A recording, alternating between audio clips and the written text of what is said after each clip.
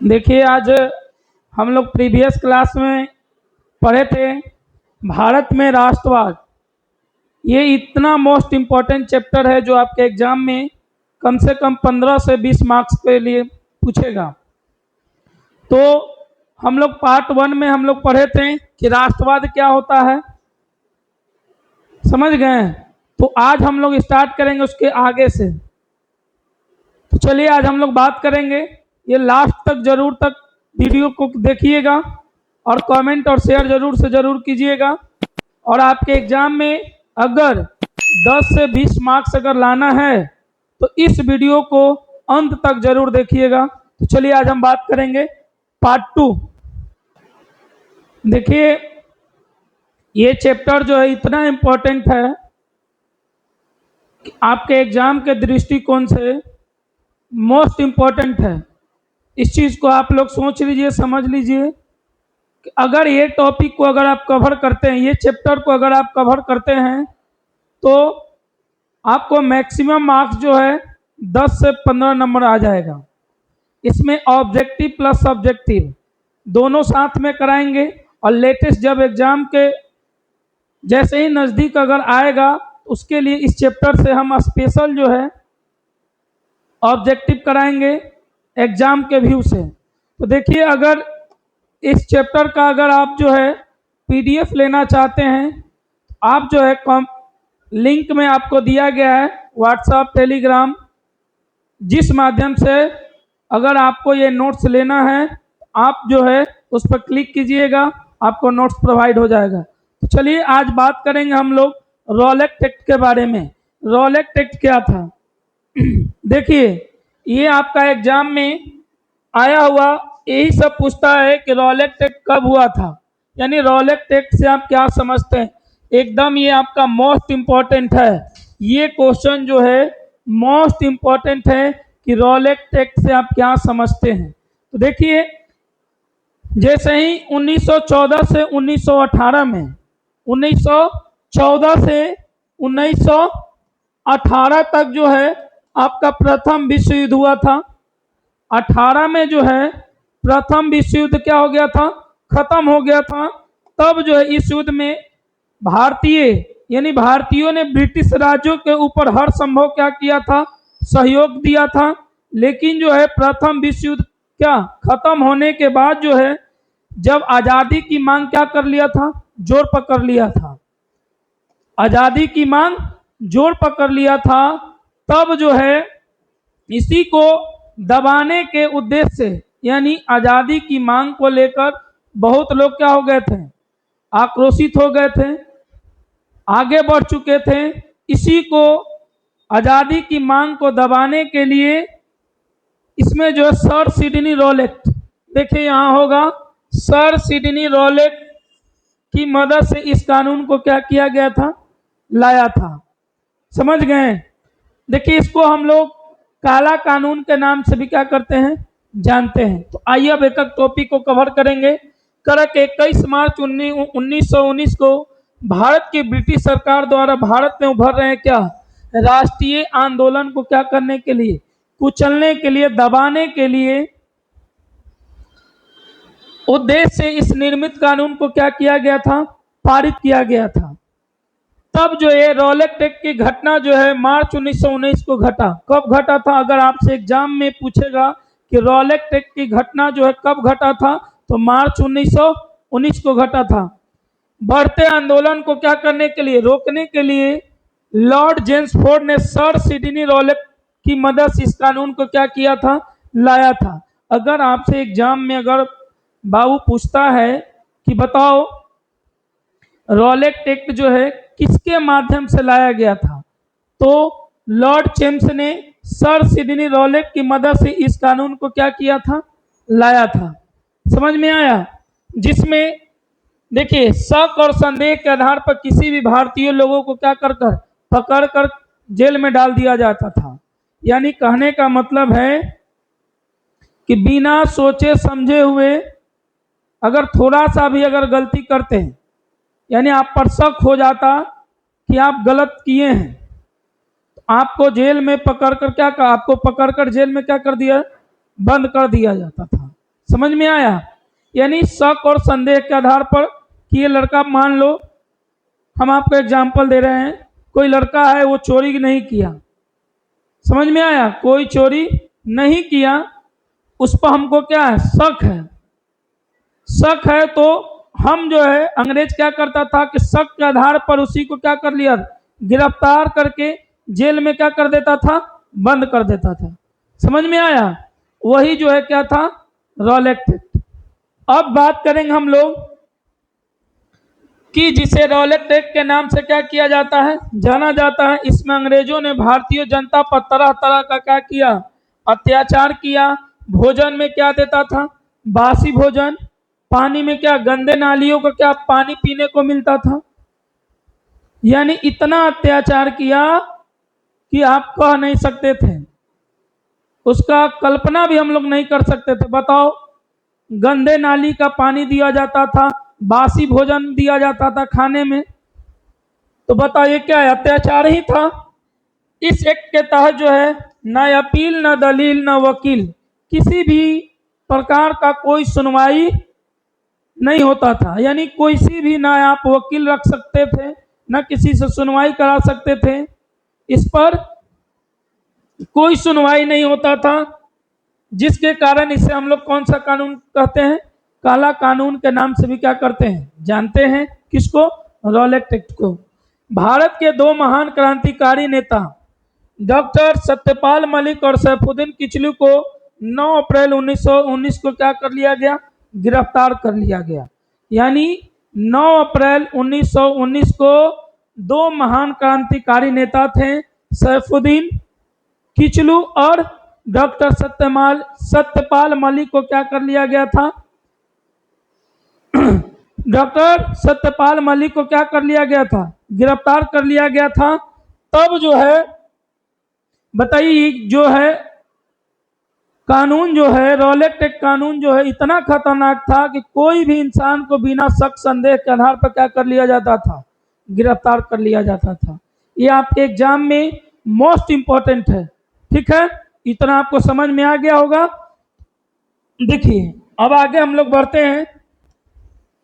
आपका क्वेश्चन निकल के आएगा कि बताओ रॉलेट एक्ट से आप क्या समझते हैं, रॉलेट एक्ट से आप क्या समझते हैं। तो हमने आपको बताया कि 21 मार्च 1919 को भारत की ब्रिटिश सरकार द्वारा भारत में क्या बढ़ रहे हैं राष्ट्रवादी आंदोलन को कुचलने के उद्देश्य से ये निर्मित कानून था। कौन कानून, रॉलेट एक्ट। इसमें जितने बढ़ते आंदोलन को रोकने के लिए कौन, लॉर्ड चेम्सफोर्ड सर ने सिडनी रॉलेट की मदद से इस कानून को, रॉलेट एक्ट कानून को क्या किया था, लाया था।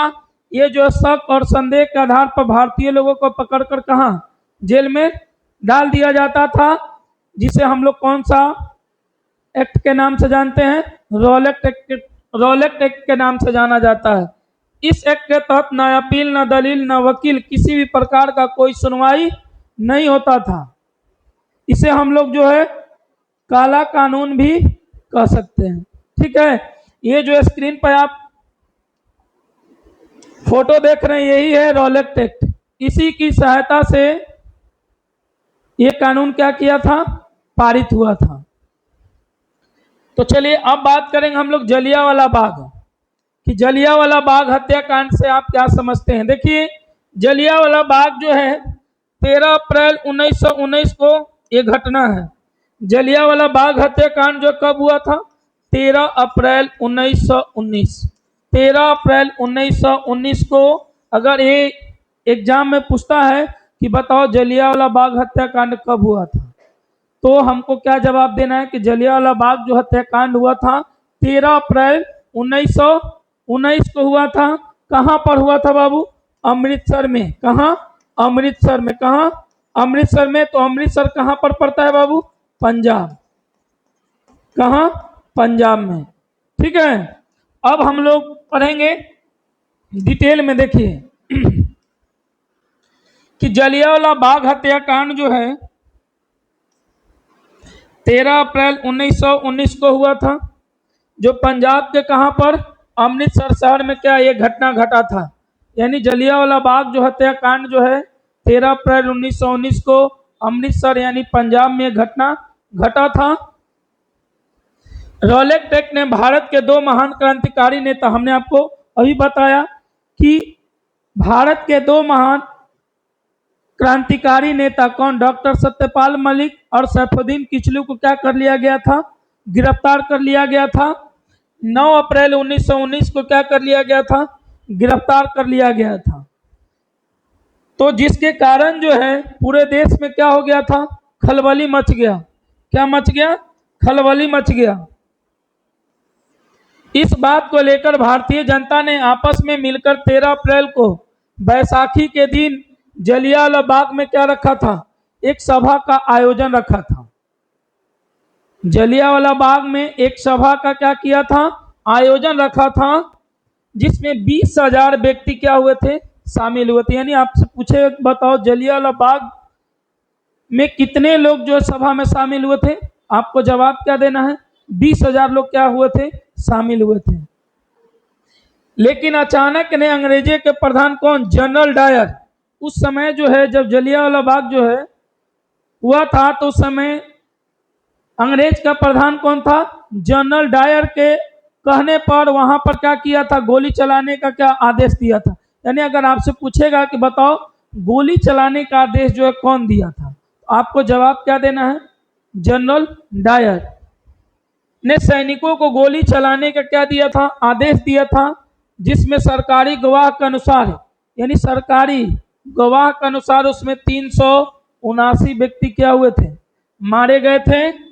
परंतु मरने वाली की संख्या क्या था, हजारों से, यानी 1,000 से भी अधिक था। लेकिन सरकारी गवाह के अनुसार जो है 379।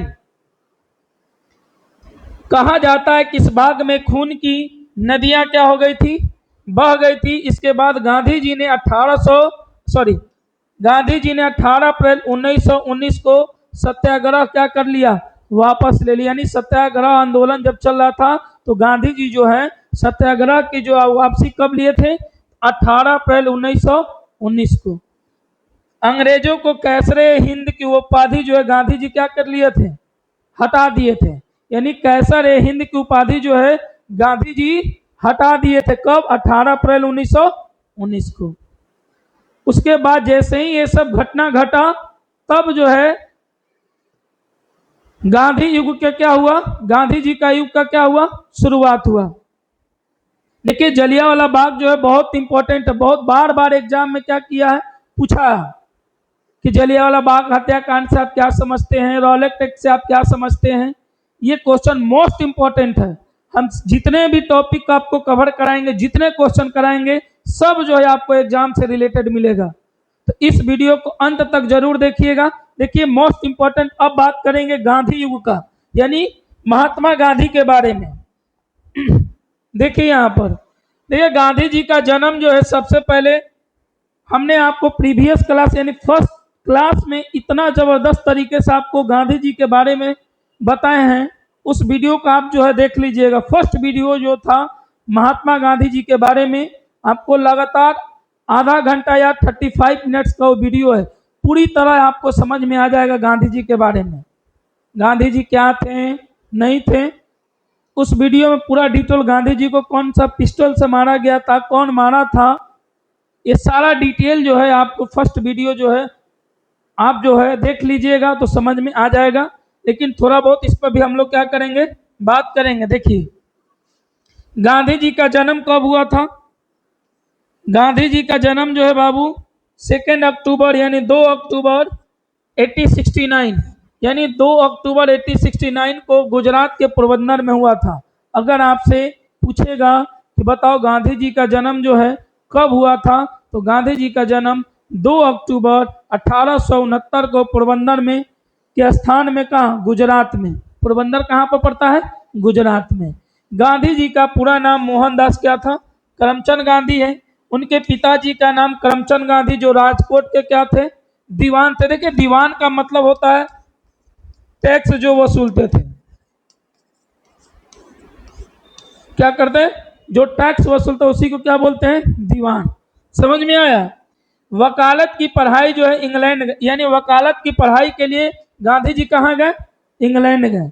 अगर आपसे पूछे बताओ वकालत की कोर्स करने यानी वकालत की पढ़ाई करने के लिए गांधी जी कहाँ गए, तो आपको क्या जवाब देना है? वकालत की पढ़ाई करने के लिए गांधी जी इंग्लैंड गए थे। तब जो है 1891 में वो भारत आए। इंग्लैंड तो गए, लेकिन उसके बाद 1891 में कहाँ आए? भारत आए। बंबई में वकालत शुरू कर दी है। कहाँ पर? बंबई में। यानी वो क्या कर दिए? वकालत शुरू कर दी है। जब वो भारत आए तब तो अंग्रेज, अगर आपसे क्वेश्चन पूछे कि बताओ गांधी जी जो हैं इंग्लैंड से भारत कब आए? 1891 में। 1893 में दक्षिण अफ्रीका गए। गांधी जी दक्षिण अफ्रीका कब गए? 1893 में। याद रखना, गांधी जी दक्षिण अफ्रीका 1893 में गए, जहां उनके साथ नस्ल के आधार पर क्या हो रहा था? भेदभाव हो रहा था। जाति के आधार पर गोरे काले में क्या हो रहा था? भेदभाव हो रहा था। कहां पर? दक्षिण अफ्रीका में। देखिए, अतः दक्षिण अफ्रीका में गांधी जी ने सत्याग्रह का क्या किया था? सफल प्रयोग किया था। अगर आपसे पूछे कि बताओ गांधी जी जो हैं सत्याग्रह का सफल कहां, कौन सा देश में किए थे? तो दक्षिण अफ्रीका में। ठीक है, अब बात करेंगे। देखिए, गांधी जी हैं, गांधी जी को तो आप लोग सबको भारत के राष्ट्रपिता भी क्या हैं? महात्मा गांधी जी हैं। ठीक है, तो अब हम लोग जानेंगे कि सत्याग्रह क्या है। कि सत्याग्रह क्या है?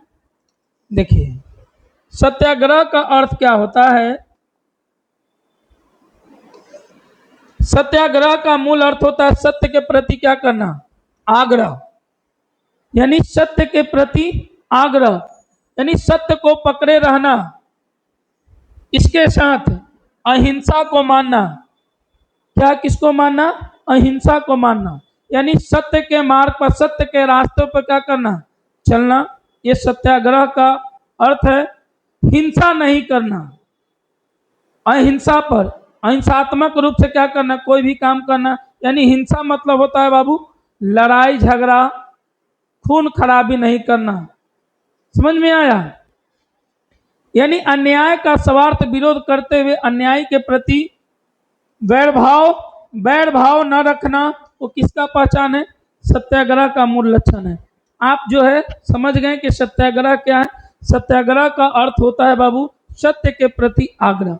सत्य के प्रति आग्रह, यानी सत्य को पकड़ने, यानी सत्य के मार्ग पर चलना, सत्य को पकड़ने रखना, सच बोलना, हिंसा नहीं करना, अहिंसात्मक को मानना, हिंसा को मानना। यानी अन्याय के स्वार्थ को क्या, जो अन्याय हो रहा है उसका क्या करना? विरोध करना। क्या करना? विरोध करना। किसी भी व्यक्ति यानी किसी के साथ जो है क्या? भेदभाव न रखना। ये किसका लक्षण है? सत्याग्रह का। अब आइए, गांधी जी का एंट्री होता है भारत की राजनीति में। गांधी जी अब प्रवेश करेंगे। देखिए, गांधी जी जो है भारत की राजनीतिक में 1900 प्रवेश किए। देखिए, महात्मा गांधी जो है 1915 में कहां से? अफ्रीका से कहां आए? भारत आए। अगर आपसे पूछेगा कि बताओ गांधी जी जो हैं अफ्रीका से, कहां से?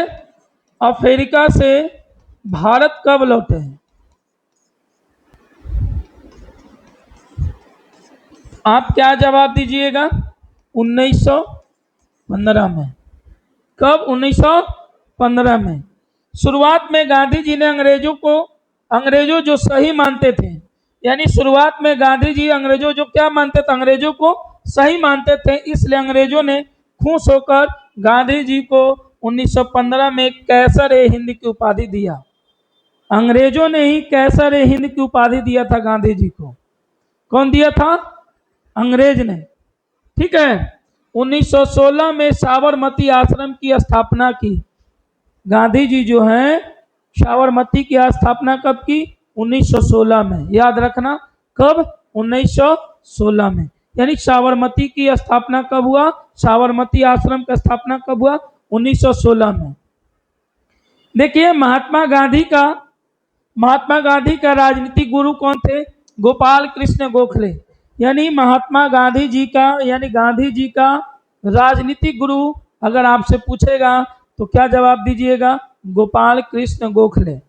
गोपाल कृष्ण गोखले जो था वो भाई महात्मा गांधी जी के क्या थे, राजनीतिक गुरु थे, वही जो है राजनीतिक में प्रवेश कराए थे।